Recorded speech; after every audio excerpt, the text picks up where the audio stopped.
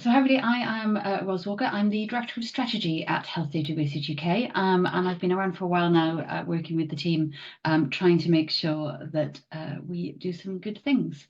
So just to give you a quick recap for those that maybe know us, but I also presume that actually there's quite a lot of people that don't know us. So apologies to those that have heard this before. But HDR UK was set up in 2018 by actually 9 co-funders, so a really interdisciplinary mix of 3 of the research councils led by the Medical Research Council, NIHR and their equivalents across the 4 nations, as well as Cancer Research UK and the British Heart Foundation.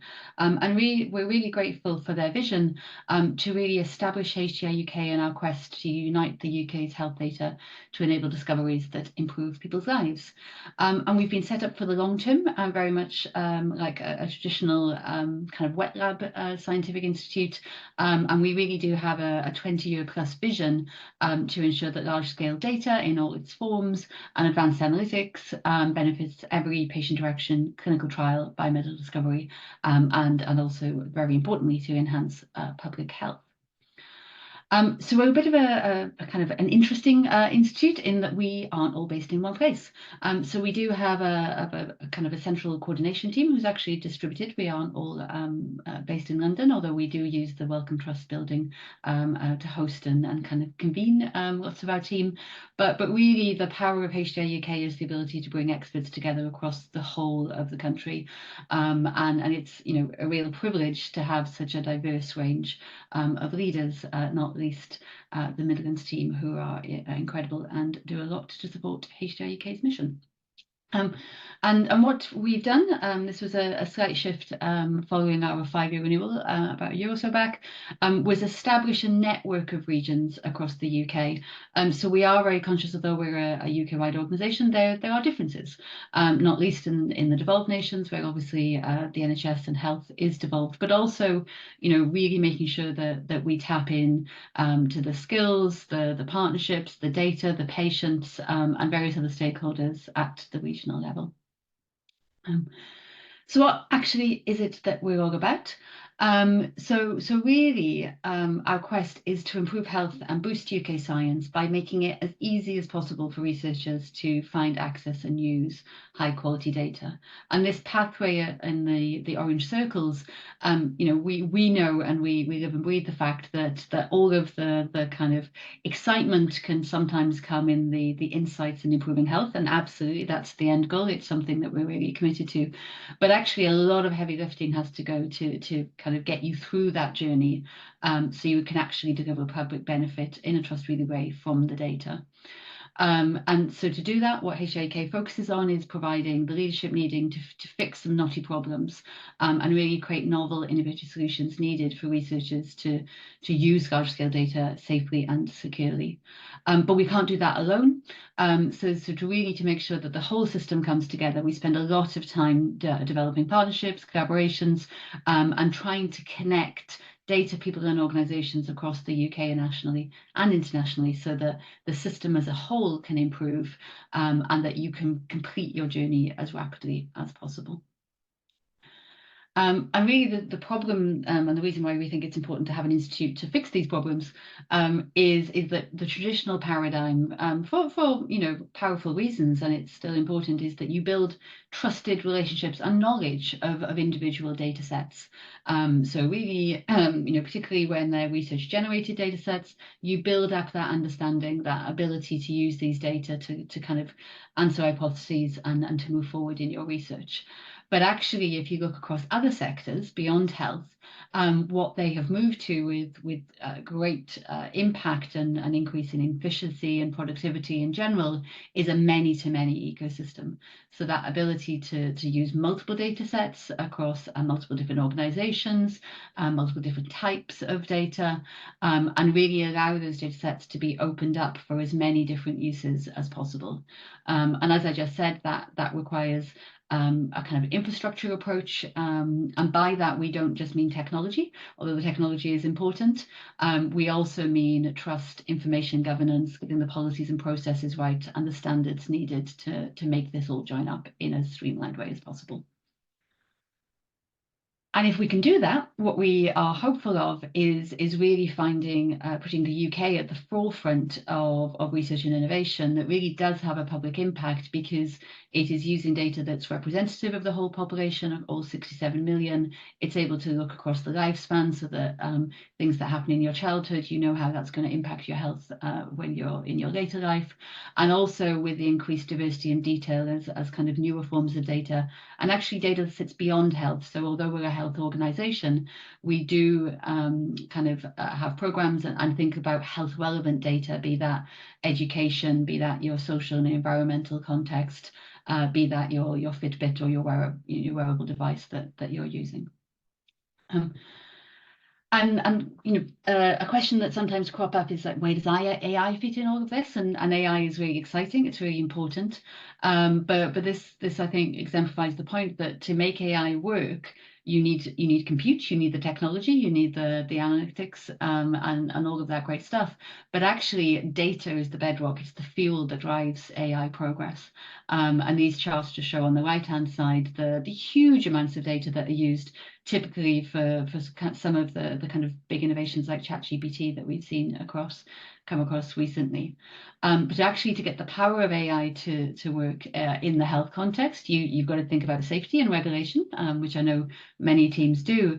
But you've also got to join up a system. You've got to make sure that you've got those large representative data sets in the right format, well curated, high quality, and ready for AI.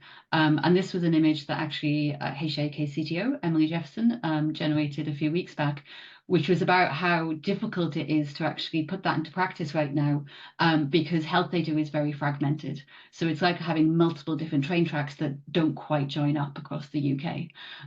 So how do we get the UK health data system into the right form so that you can do novel things like AI safely, securely, and rapidly, but also to produce kind of real world uses that can be applied in practice. So how do we approach all of this? What does HDR UK set up? So as well as our kind of distributed model, we have three main goals. And we have various programs that I'm not going to go into today that we use to kind of push those goals forward. But really what we are about is the acceleration of trusted data use and sorting the data, so getting the data ready for innovative uses. And we do that through a suite of programs, from data standards, through kind of building a technology ecosystem, and also working with partners as part of the UK Health Data Alliance, which I'll come back to in a second. But we don't believe in building an infrastructure and then presuming it's going to be useful. We test it as we go along. So we also have a suite of programs where we empower researchers to do new things with data, and make sure that we're testing the infrastructure and generating new ways and new methods to use the infrastructure, so that then it's open and accessible to as many researchers and innovators as possible. And then last but not least, as I said, we're very much a partnership-driven organisation, so we spend a lot of our time trying to connecting and convening organisations and trying to really make the whole greater than the sum of the parts across the great opportunities there are across the UK and increasingly with our international partners. We are making progress, so this is hard. It's not an easy journey. We're not unrealistic. It's going to take a little while for us to get to that long-term overarching mission. But we have made some really great strides.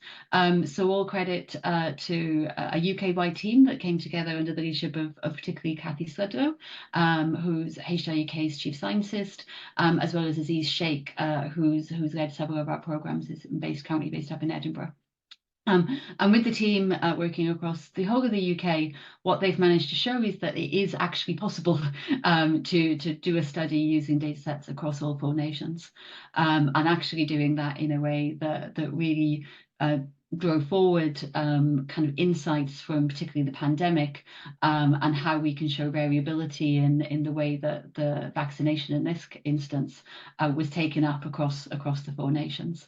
And what they were able to demonstrate through the linkage of a wider range of different data types, and close collaboration with the trusted research environments or secure data environments across the 4 nations, is actually there was quite a lot of variability in uptake of COVID vaccination to the levels of which the policy currently said that would be optimal vaccination. So 44% of the population were under vaccinated based on the study, and actually what that resulted in is an estimate of over 7,000 people experiencing severe COVID outcomes as a result of not being up to speed with their vaccination regime.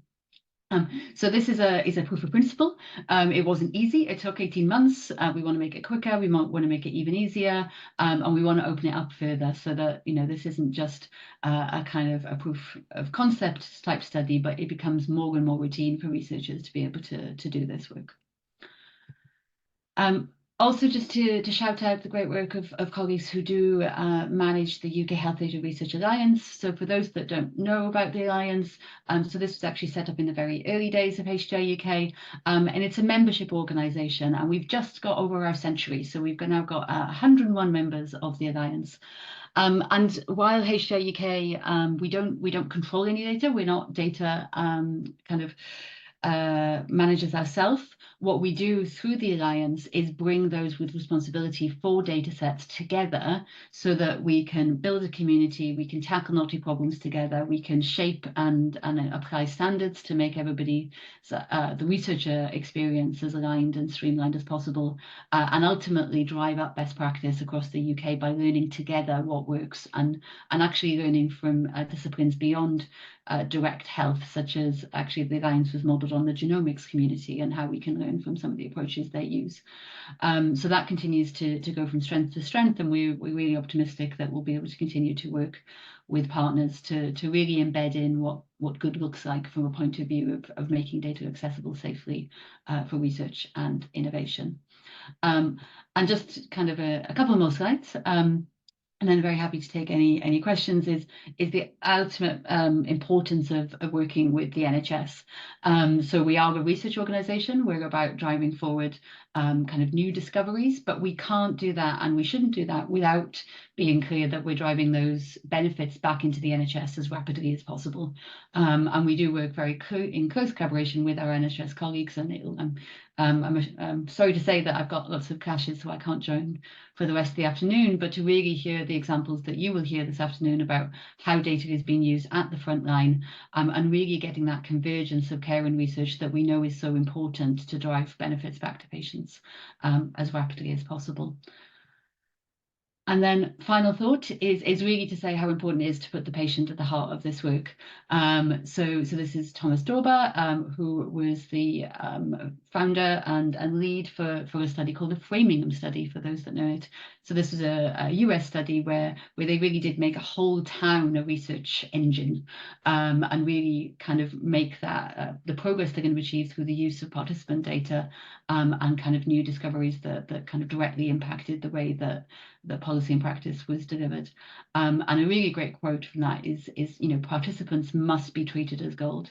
And at HDR UK, we really do believe that having the patient voice, making sure that we are held to account by our public advisory board and integrating that into our thinking is really key to what we do, and is also incredibly valuable and worthwhile for us as individuals on the quest to make this all work. So just to end, to say a big thank you. I really hope you have a great afternoon, and I look forward to hearing your insights afterwards.